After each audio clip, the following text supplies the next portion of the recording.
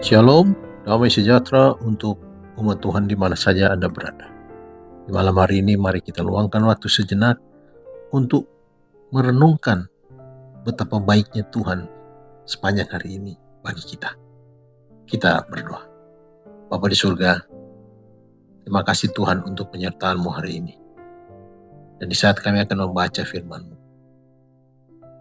biarlah Roh Kudus bersama dengan kami, sehingga kami boleh mengerti akan firman-Mu sebagai perenungan bagi kami untuk hidup lebih baik.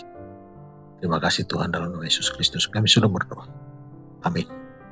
Judul renungan malam ini, kelahiran baru. Ayat renungan diambil dari kitab Yohanes pasal 3 ayat 3.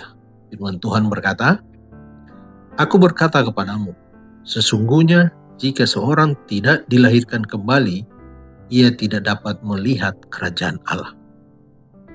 Pernyataan bahwa Kristus oleh kematiannya menghapuskan hukum Bapanya tidaklah beralasan. Seandainya hukum itu bisa diubah atau dikesampingkan, maka Kristus tidak perlu mati untuk menyelamatkan manusia dari hukuman dosa. Kematian Kristus yang sama sekali tidak menghapuskan hukum itu, membuktikan bahwa hukum itu tidak bisa diubah. Hukum Allah dari sifatnya sendiri tidak dapat diubah. Hukum itu adalah penyataan kehendak dan tabiat penciptanya. Allah adalah kasih, dan hukumnya adalah kasih. Prinsip agungnya ialah mengasihi Allah dan mengasihi manusia. Kasih adalah kegenapan hukum Taurat, dicatat dalam Roma pasal 13 ayat 10. Tabiat Allah ialah kebenaran. Demikianlah sifat hukumnya. Pemazmur berkata, "Tauratmu benar, segala perintahmu benar." Mazmur pasal 119 ayat 142 dan 172. Dan Rasul Paulus menyatakan, jika hukum Taurat adalah kudus, dan perintah itu juga adalah kudus, benar dan baik. Roma pasal 7 ayat 12. Hukum seperti itu yang menjadi penyataan pikiran dan kehendak Allah sudah tentu sekekal penciptanya. Pertobatan dan penyucianlah yang mendamaikan manusia kepada Allah, oleh membawa manusia itu selaras dengan hukumnya. Pada mulanya manusia diciptakan menurut peta Allah.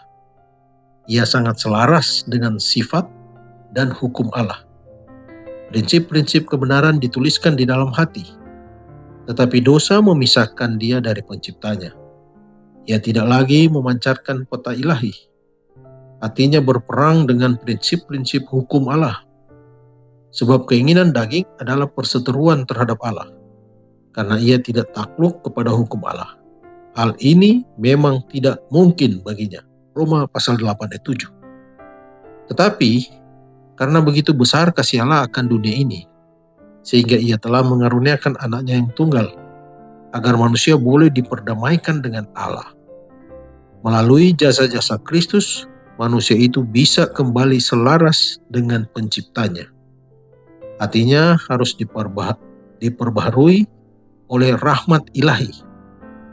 Ia harus mempunyai hidup baru yang dari atas. Perubahan ini adalah kelahiran baru.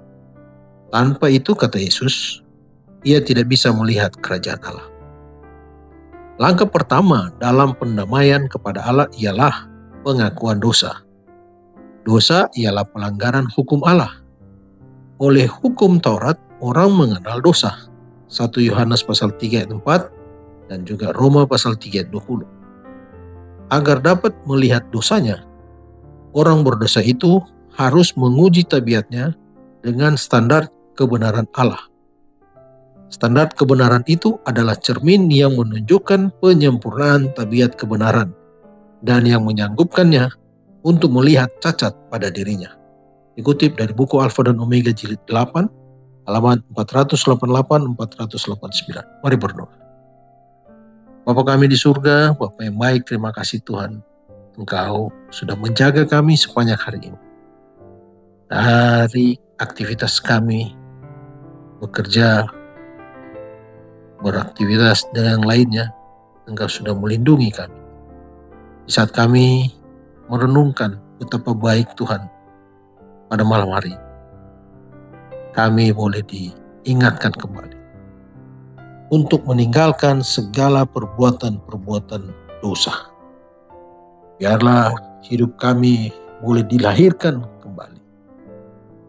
Hidup baru, adanya pertobatan, bahkan ada penyucian di dalam diri kami. Terima kasih Tuhan, Engkau membuka jalan bagi kami untuk melihat kebenaran firman-Mu. Kami berdoa bagi saudara-saudara kami yang mungkin malam hari ini, sepanjang hari ini begitu berat beban. Tuhan, Engkaulah jawaban dari segala doa kami.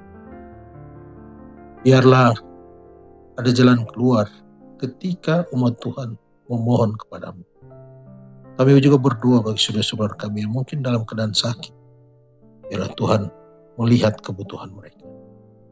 Dan juga ketika ada saudara-saudara kami yang sedang berduka, Tuhan, Engkaulah penghibur. Engkaulah yang memberi kekuatan. Lindungilah umat-umat Tuhan di mana saja mereka berada. Dan ketika kami akan beristirahat malam ini, memohon perlindungan Tuhan. Di dalam nama Yesus Kristus kami sudah berdoa. Amin. Selamat malam, selamat beristirahat. Tuhan Yesus memberkati.